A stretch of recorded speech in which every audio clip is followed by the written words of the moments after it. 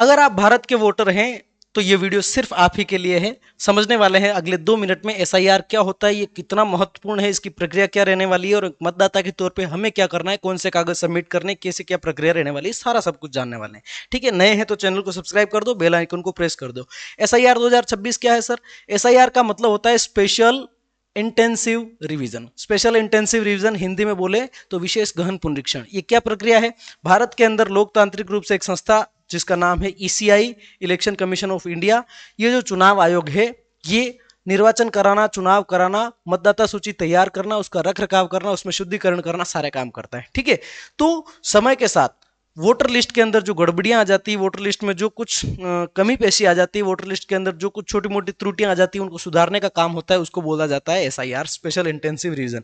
ये समय समय पर जब भी चुनाव आयोग को लगता है करवाना जरूरी तब वो करवाता है। ठीक है, राजस्थान की बात करें तो पुराने 2002 के अंदर एसआईआर हुआ था, तब वोटर लिस्ट को शुद्धिकृत किया गया था, अभी वापस से किया जा रहा है। ठीक है, चलिए ये क्या है तो मैंने आपको समझा दिया। इसमें क्या करना है, इसमें आपको क्या करना है, आपके पास में बीएलओ आएंगे, बूथ लेवल अधिकारी आएंगे।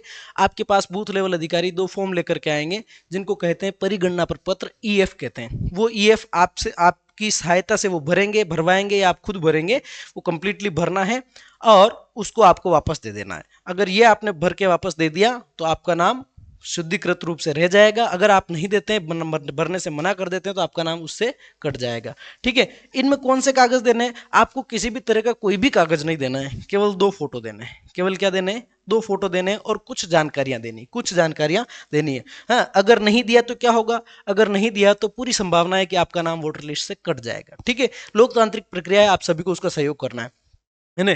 क्या है सर, डिटेल में थोड़ा समझा दो, 2 मिनट लूंगा, समझा दूंगा। मान लीजिए आपका परिवार है, आपका परिवार है, ठीक है साहब, और आपके परिवार में आप 5 सदस्य, कितने सदस्य हैं? 5 सदस्य। 5 सदस्य कौन कौन है?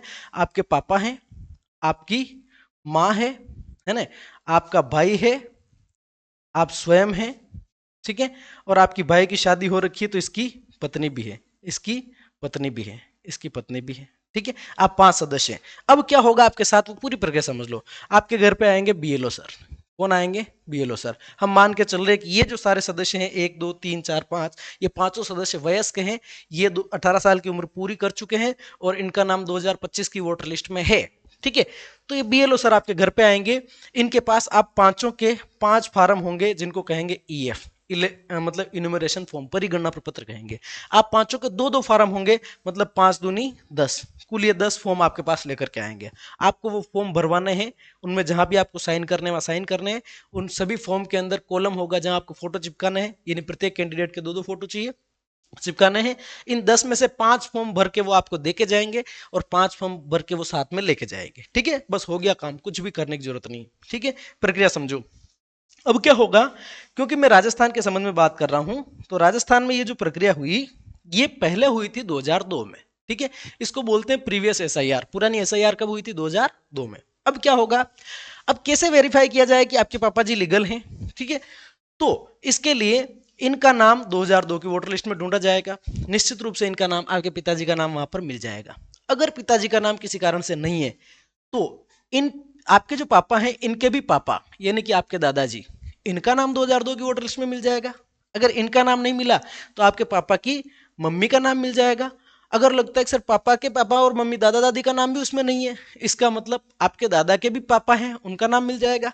ठीक है, तो आपके पापा जो हैं, मान लीजिए उनका कुछ भी नाम है, तो आपके पिताजी का स्वयं का 2002 की वोटर लिस्ट में नाम है, तो टिक करते ही हो गया, कोई दिक्कत वाली बात नहीं। ठीक है, आपको लगे कि पापा का नाम 2002 की वोटर लिस्ट में नहीं है, तो आपके पापा के पापा यानी कि आपके दादा दादी और उनके पापा मम्मी, ठीक है, उनका नाम अगर वोटर लिस्ट में 2002 में है, पापा का काम हो गया। माँ का ढूंढा गया, माँ का 2002 की वोटर लिस्ट में है कि नहीं है? सर है, हो गया काम। अगर नहीं है तो आपकी मम्मी का पीहर कहाँ है? जहां मम्मी का पीहर है उस गांव की वोटर लिस्ट में आपके मम्मी के पापा यानी कि आपके नाना या नानी का नाम इस वोटर लिस्ट में मिल जाएगा। नाना नानी का नहीं मिलता है तो नाना जी के पापा या मम्मी का नाम इसमें मिल जाएगा, माँ भी वेरीफाई होगी। अब जब पापा वेरीफाइड हैं तो पापा से आप भी वेरीफाइड हो जाएंगे, आपके भाई भी वेरीफाइड हो जाएंगे। अगर पापा का खुद का नाम 2002 में नहीं है तो आपके दादाजी से आपका भाई वेरीफाई हो जाएगा, आपके दादाजी से आप स्वयं वेरीफाई हो जाएंगे। अब रही बात भाई की पत्नी की, सर भाई की पत्नी का नाम तो यहाँ की लिस्ट में है ही नहीं, अब क्या करें? 2002 की वोटर लिस्ट में है ही नहीं, 2025 में आ गया है। देखो ये जो भाई की पत्नी है वो कौन से गांव की है, उस गांव की पुरानी एसआईआर की वोटर लिस्ट, ठीक है। अगर राजस्थान की है तो 2002 की, या किसी दूसरे राज्य की भी है तो उस राज्य में भी पहले एसआईआर हो रखी है, उस वोटर लिस्ट में नाम ढूंढा जाएगा, कौन से क्रमांक पे, कौन से विधानसभा, कौन सा भाग संख्या, उससे मैप कर दिया जाएगा, होगा काम, ठीक है।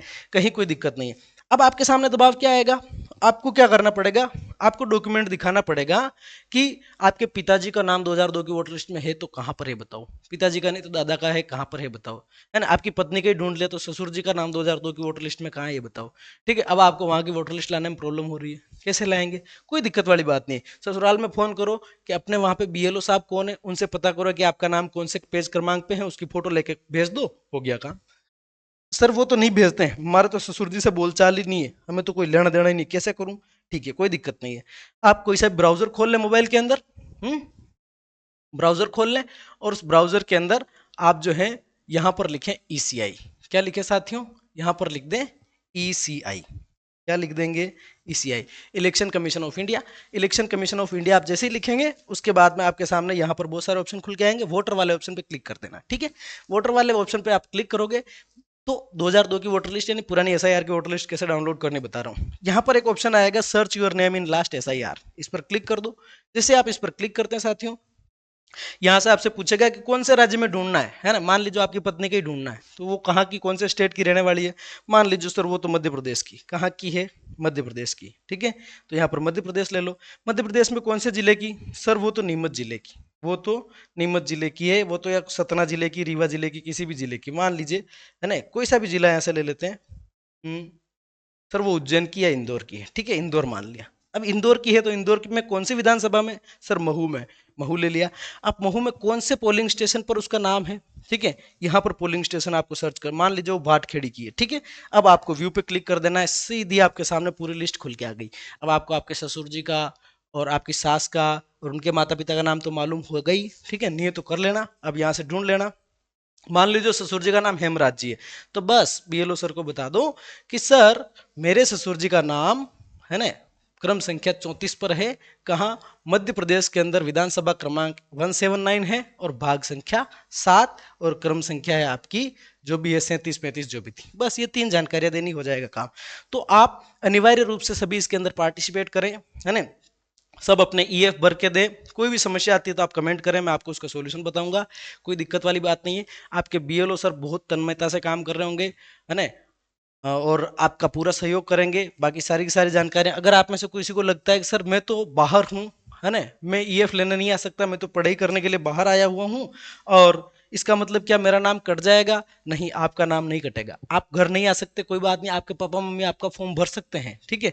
सर मेरे को तो पापा मम्मी भी नहीं है घर पे, कौन भरेगा, ठीक है कोई बात नहीं, आप वहीं बैठे बैठे ऑनलाइन भर दो। कैसे भरना है, यहाँ पर आपको क्या करना है, यहाँ पर आपको क्या करना है, यहाँ पर आपको क्या करना है, इसी के अंदर जहाँ search your name in list SIR किया था इसके ऊपर फिल इनुमरेशन फॉर्म का ऑप्शन मिल जाएगा, इस पर क्लिक करो, जो जो डिटेल मांगता है भरते जाओ, आपका ईएफ कंप्लीट हो जाएगा। यहाँ से आपके बीएलओ साहब उसको वेरीफाई कर देंगे, ठीक है दोस्तों। तो ये था आपका एसआईआर, मिलते हैं नेक्स्ट वीडियो में, तब तक के लिए धन्यवाद।